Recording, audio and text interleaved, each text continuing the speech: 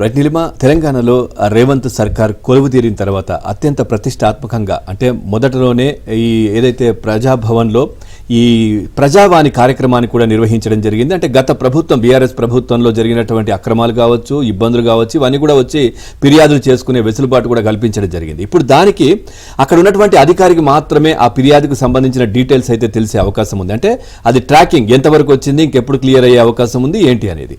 So దానికి సంబంధించి ఇప్పుడు ట్రాకింగ్ కూడా చేస్తున్నట్టుగా తెలుస్తోంది. దానికి సంబంధించి అంటే ఎవరైతే ఫిర్యాదుదారులు ఉంటారో అది ఎక్కడి వరకు వచ్చింది, కేసుకు సంబంధించి పురోగతి, తను పెట్టుకున్న అర్జీకి సంబంధించినటువంటి డీటెయిల్స్ అన్ని కూడా ఆయనకు కూడా తెలిసే అవకాశం ఉంది. దీనికి సంబంధించినటువంటి ఏర్పాట్లు కూడా ఇటు రేవంత్ సర్కార్ చేస్తూ ఉంది. రైట్, తెలంగాణ ప్రభుత్వం త్వరలో ప్రజావాణి ఫిర్యాదులకు ట్రాకింగ్ సౌకర్యాన్ని కల్పించనుంది. అలాగే ఫిర్యాదు చేసిన తర్వాత జరిగిన పరిష్కారం సరిగ్గా లేదని సదరు ఫిర్యాదుదారు భావిస్తే అప్పీలుకు వెళ్లేందుకు అవకాశం కల్పించనుంది. ఇందుకు అవసరమైన సాంకేతికతను అందుబాటులోకి తెచ్చేందుకు అధికారులు కసరత్తు చేస్తున్నారు.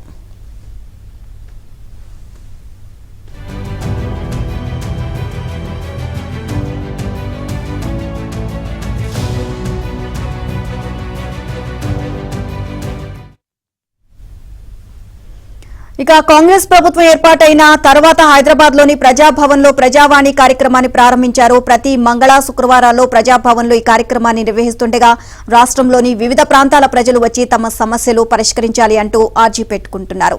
ఇక ఇలా వచ్చిన దరఖాస్తులను అధికారులు ఆన్లైన్ చేయడంతో పాటు ప్రతి ఫిర్యాదుకు ఒక ఐడి నెంబర్ను కేటాయిస్తూ దాన్ని ఆర్జీ ద్వారా ఫోన్కు సందేశం రూపంలో పంపుతారు. అయితే సదరు ఫిర్యాదు ఏ దశలో ఉన్నదో ఫిర్యాదుదారుడు తెలుసుకునే అవకాశం లేదు. ప్రస్తుతం ప్రజావాణిని పర్యవేక్షిస్తున్న అధికారులకే ఆ అధికారం ఉంది. ఇక ఓవరాల్ గా ఇదే అంశానికి సంబంధించి మరింత సమాచారాన్ని మా కరెస్పాండెంట్ సిద్ధార్థ్ అడిగి తెలుసుకుందాం. సిద్ధార్థ్, నీలిమ, తెలంగాణ ప్రభుత్వం మొదలుపెట్టినటువంటి ప్రజావాణికి సూపర్ రెస్పాన్స్ వస్తుంది. చాలా మంది రాష్ట్రంలో ఉన్నటువంటి వివిధ ప్రాంతాల్లో ఉన్నటువంటి వాళ్ళు అక్కడికి వచ్చి తమ సమస్యలకు సంబంధించినటువంటి రిక్వెస్ట్ లెటర్స్ ఇస్తున్నారు.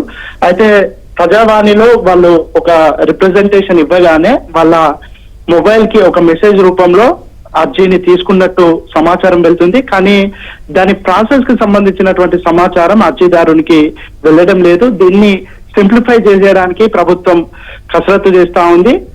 వాళ్ళు ఇచ్చినటువంటి రిక్వెస్ట్ లెటర్ ఏ స్థాయిలో ఉంది, దానికి సంబంధించినటువంటి డే టు డే అప్డేట్ ని అర్జీదారుకు ఇవ్వడానికి ప్రభుత్వం కసరత్తు చేసింది. దీనికి సంబంధించినటువంటి టెక్నికాలిటీని అర్జీదారునికి ఇచ్చే ప్రయత్నం చేస్తుంది.